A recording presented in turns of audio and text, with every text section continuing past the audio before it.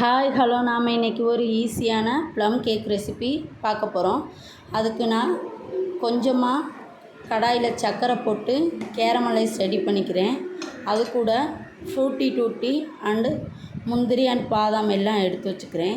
So இந்த caramel நல்லா இப்போது ரெடி ஆகிக்கிட்டுருக்கு. இது கூட நான் ஸ்ட்ராபெரி க்ரஷ் கொஞ்சமாக சேர்த்துக்கிறேன். உங்கள்கிட்ட ஸ்ட்ராபெரி க்ரஷ் இல்லைன்னா நம்ம கிசான் ஜாம் கூட யூஸ் பண்ணிக்கலாம். கடையில் அது நார்மலாக 2 ரூபா பாக்கெட்லேருந்து 30 ரூபா பாக்கெட் வரை கிடைக்கும். ஸோ அது கூட நீங்கள் சேர்த்துக்கிடலாம்.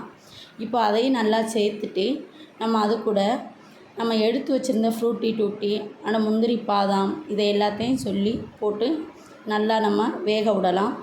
நமக்கு இது கூட தேவைன்னா டேட்ஸு அண்டு செரிப்பழம் எல்லாமே சேர்த்துக்கிடலாம். இப்போது நான் 1 கப் சீனி எடுத்திருக்கேன். நான் 2 கப் மைதாக்கு 1 கப் சீனி எடுத்திருக்கேன். ஸோ இதுதான் கரெக்டான அளவு. இது என்ன அளவுன்னு பார்த்திங்கன்னா 2 கப் மைதாக்கு 1 கப் சீனி. இப்போ நான் இது கூட நம்ம சுக்கு பொடி இல்லை கரம் மசாலா சேர்ப்போம். அதுக்கு பதிலாக ஸ்பைசி பவுடருக்காக நான் 2 பட்டை அப்புறம் அது கூட ஏலக்காய் கிராம்பு போட்டு அந்த சுகரோடு நல்லா அரைச்சிக்கிறேன். இப்போ பாருங்கள், நான் 250 ml கப்பில் 2 கப் மைதா எடுத்திருக்கேன். ஸோ 1 கப் 110 கிராம் வரும். ஸோ அதை நீங்கள் கால்குலேட் பண்ணிக்கிறங்க. 2 கப் மைதா எடுத்து நம்ம நல்லா சலிச்சுக்கிடலாம். மறுபடியும் அளவு சொல்கிறேன். 2 கப் மைதாக்கு 1 கப் சீனி, 2 கப்பு 1 கப் 250 ml. நமக்கு கிராம் கணக்கு பார்த்திங்கன்னா 110 கிராம் வரும் 1 கப். இது கூட நான் 20 கிராம் கொக்கோ பவுட்ரு, அப்புறம் 2 டேபிள் ஸ்பூன் பேக்கிங் பவுட்ரு, கொஞ்சமாக உப்பு சேர்த்து அதையும் நல்லா சலிச்சுக்கிடலாம். இப்போது இது கூட நான் 6 முட்டை எடுத்திருக்கேன். ஸோ 2 கப் மைதாக்கு 6 முட்டை கரெக்டாக இருக்கும். இப்போ இந்த பக்கம் பார்த்திங்கன்னா நம்ம ரெடி பண்ணி வச்சுருந்த அந்த ஃப்ரூட் மிக்ஸ்டு நல்லா ரெடி ஆகிட்டு தண்ணி இல்லாமல் நல்லா வதக்கி வரணும். இப்போ பார்த்திங்கன்னா உங்களுக்கே தெரியும். இப்போது இந்த முட்டையை நம்ம நல்லா பீட் பண்ணிக்கிடலாம். நீங்கள் உங்கள்கிட்ட பீட்ரு இருந்துச்சுன்னா இதை வச்சு இப்படி நல்லா பீட் பண்ணிக்கலாம். இல்லை என்கிட்ட பீட்ரு இல்லைன்னா நீங்கள் கையால் கூட அந்த நம்ம முட்டை கடையும்ல அதை வச்சு நல்லா பீட் பண்ணிக்கிறணும். பட் பீட்ருனா நமக்கு நல்லாயிருக்கும், நல்லா ஃப்ளஃபியாக வரணும். ஸோ அதுதான் இதுக்கு கரெக்டான ஸ்ட்ரக்சர். நமக்கு நார்மலாகவே க்ரீம் கேக்கெலாம் நம்ம நிறையா பேர் சாப்பிட மாட்டோம். ஸோ ப்ளம் கேக்குன்னு சொல்லும்போது நிறையா நட்ஸ் போட்டு நம்ம பேக்கரியில் வாங்குறதை விட இது நல்லா சூப்பராக செஞ்சு சாப்பிட்லாம். இப்போது இது கூட நம்ம எடுத்து வச்சுருந்த சுகரையும் போட்டு கொஞ்சம் கொஞ்சமாக சேர்த்து அதையும் நல்லா பீட் பண்ணிக்கிடலாம்.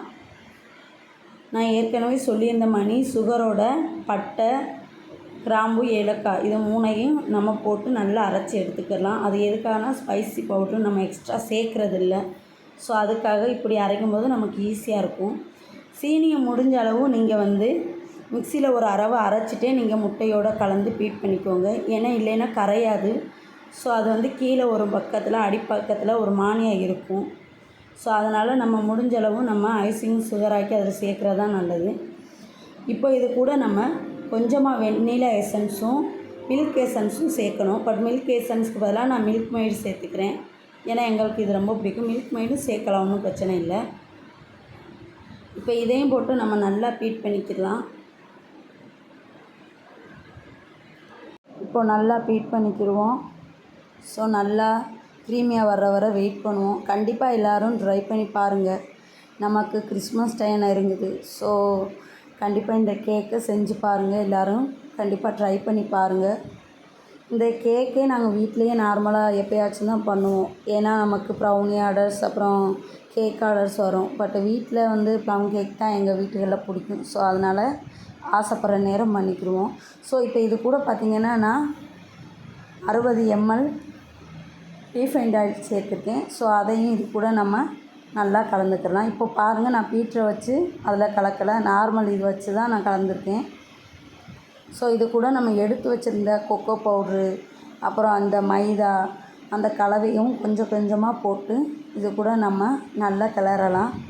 ஸோ பையே கிளறி எடுக்கணும், ரொம்ப இது பண்ணணும்னு தேவையில்லை. இப்போ பாருங்கள் இதோட பக்குவம் எப்படி இருக்குன்னு. இப்போ நான் ஆயில் அப்ளை பண்ணி வச்சுருக்கேன்.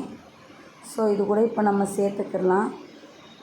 நம்ம எடுத்து வச்சுருந்த அந்த ஃப்ரூட் மிக்ஸு அதையும் சேர்த்து இது கூட நல்லா கிளறிக்கிடலாம்.